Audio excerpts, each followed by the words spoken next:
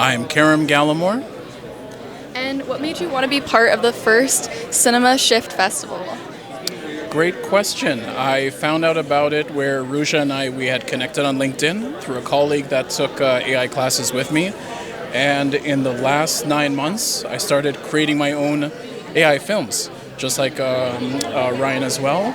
And I figured come here and not only attend the festival, but learn some key insights from the speakers and see what I can kind of take and share with others within the AI community and my professional and personal community as well.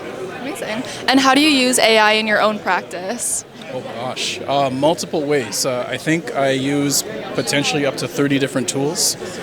They span across standard large language models, the ChatGPTs, but moving on to Claude a whole lot more, Gemini. But I've been using Higgsfield AI, OpenArt, Imagine Art, a lot of the video and audio and image creation suites, a fair bit in terms of tied to film.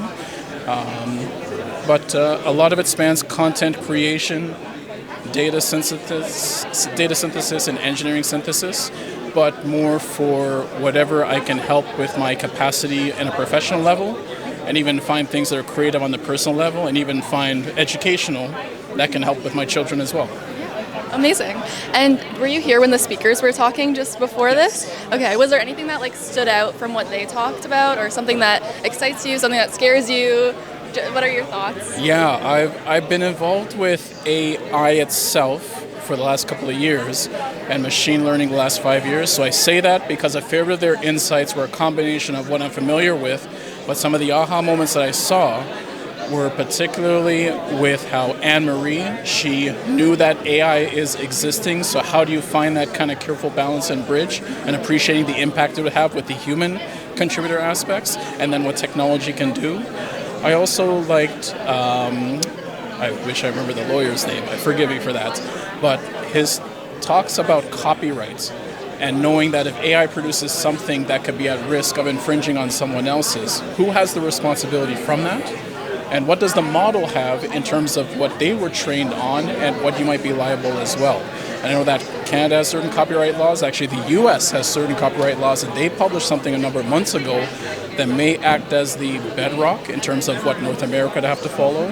And I think Dr. Sizek's talk in terms of human rights, one of the things that's kind of been on my mind the last couple of months, and I'll make this quick, is there's a lot of offshore workers that help with training the models. They have to see either appropriate or inappropriate or graphic images and judge ethically if it's right or wrong, especially from a responsibility AI perspective. But then when they do those jobs, they tend to be let go, kind of discarded. So I've been trying to see on LinkedIn or any other portals in the occasional conversation of, well, when these workers are looking for new purpose and meaning, they've been used to help train the models, but who's looking out for them in terms of where they can move on to something else? Not to suggest that's one of the core parts of human rights, but I start thinking if AI is coming in and trying to define what all our new jobs are, who's looking out for those that are taken advantage of, and how do we help those not be disenfranchised as much? So.